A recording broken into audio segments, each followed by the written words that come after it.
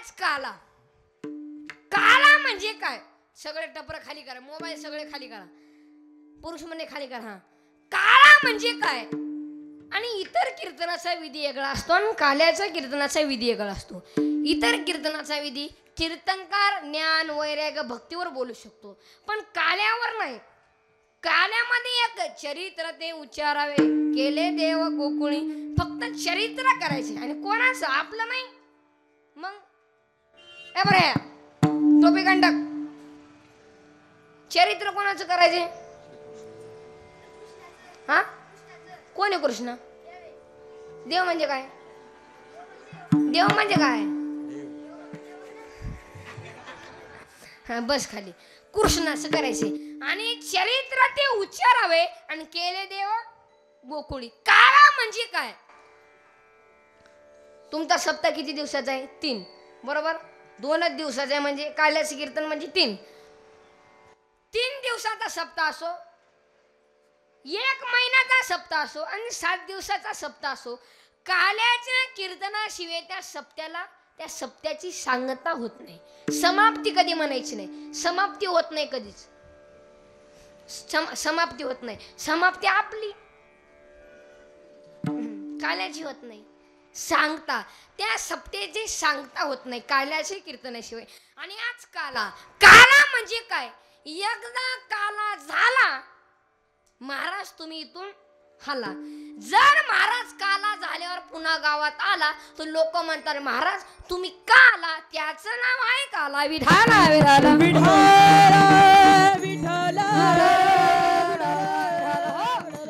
आणि 2 देवांचं बघा, एक राम आणि कृष्ण. राम म्हणजे किती सोपा शब्द आहे. काय का काना मात्रा काही?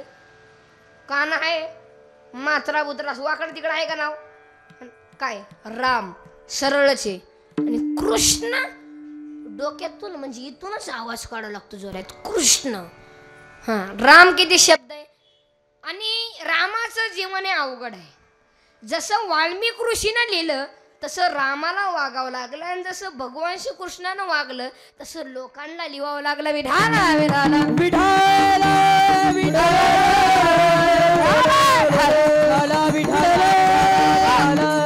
कीर्तनाचा प्रतिपाद्य विश्वास आहे की अभंग जगद्गुरु तुकोबारांचा. आणि अभंगातून जगद्गुरु तुकोबारा भगवान श्री कृष्णाचा अभंगाद्वारे हा चरित्र आहे आणि चरित्राचा उच्चार करतात. विठाला विठाला. उच्चार म्हणजे काय? एका दिवशी मात्र पृथ्वी मातेला पाप सहन होईना आणि पृथ्वी माता ब्रह्मदेवाकडे आली आणि ब्रह्मदेवाला सांगितलं, देवा सांगितलं ब्रह्मदेवाला, देवा माझ्यावरती पापांचा सुळसुळाट वाढलाय, हे मला काय पाप सहन होईना. तेव्हा ब्रह्मदेवानं महादेवाकडे पाठवलं. म्हणले आपल्याकडे नाही, म्हणले का आपल्याकडे सांभाळण्याचं काम आहे म्हणले. ब्रह्मदेवाकडं महादेवाकडे पाठवलं. महादेव स्तुती केली, पृथ्वीमाताने स्तुती केली आणि महादेव प्रसन्न झाले आणि सांगितलं म्हणजे आपल्याकडे नाही काम बा, आपण फक्त माणसं उचलायचं काम आहे महादेवाकडं, आपल्याला वरी न्यायचं काम महादेवाकडे. नाही म्हणून मग तेव्हा महादेवाने विष्णुदेवाला पाठवलं, म्हणजे विष्णुदेवाकडे पाठवलं. आणि पृथ्वीमाता आता विष्णुदेवाकडे आली. ब्रह्मदेव चंद्रदेव इंद्रदेव सर्व विष्णुदेवाकडे आले आणि सांगितलं, देवा डायरेक्ट देवापाशी गेले नाही. मग मोठ्या माणसाच्या तर तुम्ही घरी गेले तर खाली कोण असतो? बोला चला, कोण असतो? हे बरं तू कोण असतं खाली गेटपाशी? हा, वॉचमॅन.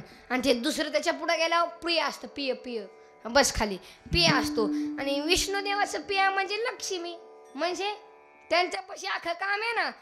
पाय लक्ष्मीचे हाती, पाय लक्ष्मीचे हाती, पाय लक्ष्मीचे हाती, पाय लक्ष्मीचे हाती, पाय लक्ष्मीचे हाती, पाय लक्ष्मीचे हाती, पाय लक्ष्मीचे हाती, पाय लक्ष्मीचे हाती. म्हणून येतू का गुलती, म्हणून येते का गुलती, येतू का गुलती, म्हणून येते का गुलती.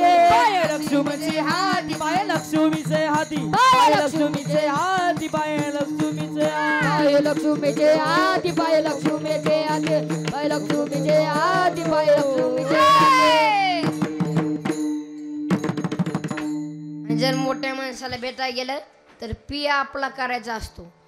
आणि लक्ष्मीला सांगितलं, लक्ष्मी विष्णुदेवाला सांगितलं आणि सर्व मीटिंग झाली. विष्णुदेव चंद्रदेव आणि विष्णुदेवाकडे आले आणि विष्णुदेवाला सांगितलं, देवा पृथ्वीवरती पापांचा सुळसुळाट वाढलाय, ही पृथ्वी मातेला पाप सहन होईना, तुम्ही काहीतरी करा. पण तेव्हा विष्णुदेवानं ठरवलं आता अवतार घ्यायचा. मीटिंग मध्ये ठरलं आणि शेषनाग म्हणलं आपलं काही काम नाही बा, अवतार घ्यायचं.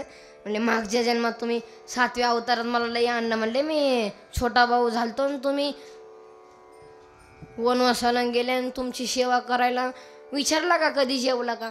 नाही म्हणले तुम्ही गोड बोलून काम करणारे माणसं आहे. म्हणले नाही मी येणार नाही.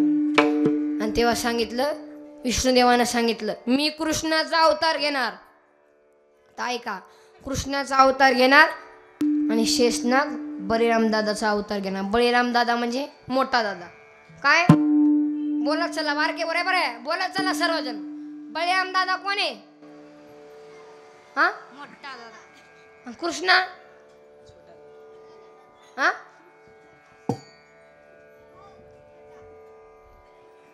छोटा भीम. हा छोटा भाऊ. आणि अवतार घ्यायचा ठरवलं म्हणून थाप अवतार तुम्हा धराया करणे, अवतार तुम्हा धराया करणे, अवतार तुम्हा धराया करणे, अवतार तुम्हा धराया करणे, अवतार तुम्हा धराया करणे, अवतार तुम्हा धराया करणे, अवतार तुम्हा धराया करणे, अवतार तुम्हा धराया करणे.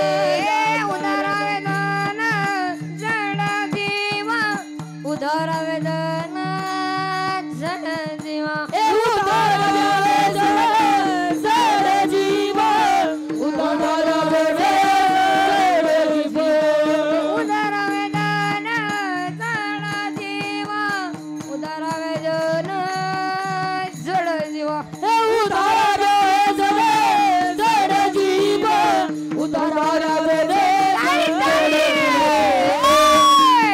अवतार तुम्हा धराया करणे, अवतार तुम्हा धराया करणे, अवतार तुम्हा धराया करणे, अवतार तुम्हा धराया करणे, अवतार तुम्हा धराया करणे, अवतार तुम्हा धराया करणे, अवतार तुम्हा धराया करणे, अवतार तुम्हा धराया करणे, अवतार तुम्हा धराया करणे, उदारावे जन जड जीवा, उदारावे जन अवतार तुम्हा धराया करणे, उदारावे जड जीवा, उदाराया जड जीवा, अवतार तुम्हा धराया कारणे उद्धार आवेदन जड जीवा. आता अवतार घ्यायचा ठरवलं आणि सर्वजण ऐका. म्हातारी बसा ना थोडं इकडं ऐका सर्वजण. आणि मीटिंग ठरली आणि मीटिंग संपली आणि मीटिंग मध्ये मेन गोष्ट राहिली अवतार घ्यायचा. पण कोणाच्या पोटी? माता सुद्धा वजनदार पाहिजे ना. ऐ माता तुमच्यामध्ये वेगळंच झालं का काय? हा माता सुद्धा वजनदार पाहिजे आणि त्याच्याशिवाय भगवान अवतार घेत नाही. आणि कशी होती माता? शिवाजी महाराज काही सोपे घडले नाही. जिजाऊ माता पुण्यवान होती. आणि जशी माता चांगले आणि पोरग पण तसंच होणार. माता चांगली पाहिजे. संस्कार कोणी कोणाला घडवले? ऐका जिजाऊ माताची कथा. जीवनामध्ये केतरे सोसावं लागले वेता. छत्रपतींना तत्वान दिली ज्ञानेश्वरी आणि गाथा. त्यांना म्हणतात जिजाऊ राजमाता. वा हा माता. आताची माता स्वयंपाक पाण्याची वास पाता पाता. आणि इकडून पोरगा घालतो लाथा ती म्हणते चला ना माझं माथा काय करू आता काय करते आता बस वास सब खेळत काय स्वराज्य निर्माण नाही झालं कशी होती माता माझी जाऊने हो हो हे माझी जाऊने दिया में सुंदर शिवाजी राजा माझी जाऊने दिया में सुंदर शिवाजी राजा माझी जाऊने दिया में सुंदर शिवाजी राजा माझी जाऊने दिया में सुंदर शिवाजी राजा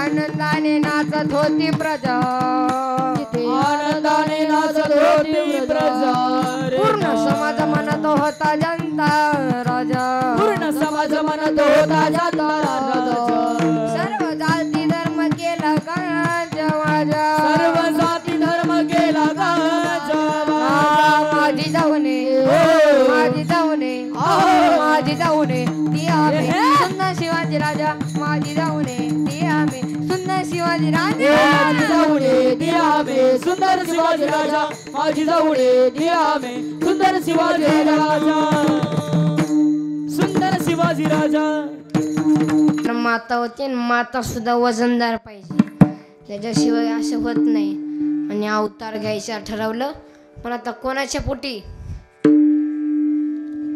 आणि देवकीचं लग्न वसुदेवांपर झालं आणि देवकीचा भाऊ म्हणजे कंस मामा कोणता कंस मामा आणि कंस मामा आपल्या बहिणीची थाटामाटात वरात काढतोय आणि तेव्हा आकाशवाणी झाली आणि कंसाला सांगितलं रे कंसा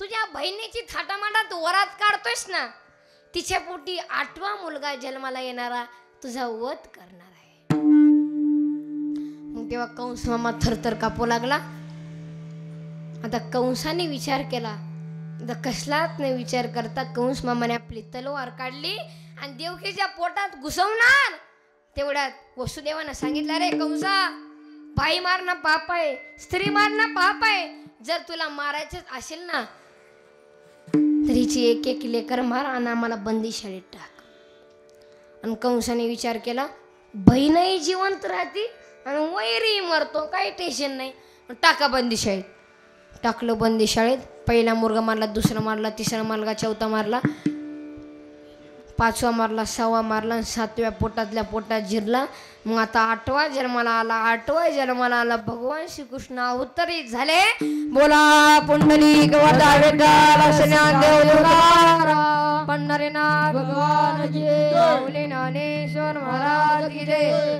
मग आता 8वा वैरी जन्माला आला सर्वांना आनंद झाला पण देवकी माता लढू लागली देवकी माता म्हणू लागली सोडा सोडा मिठी लपवा लपवा जगासाठी जने कंसा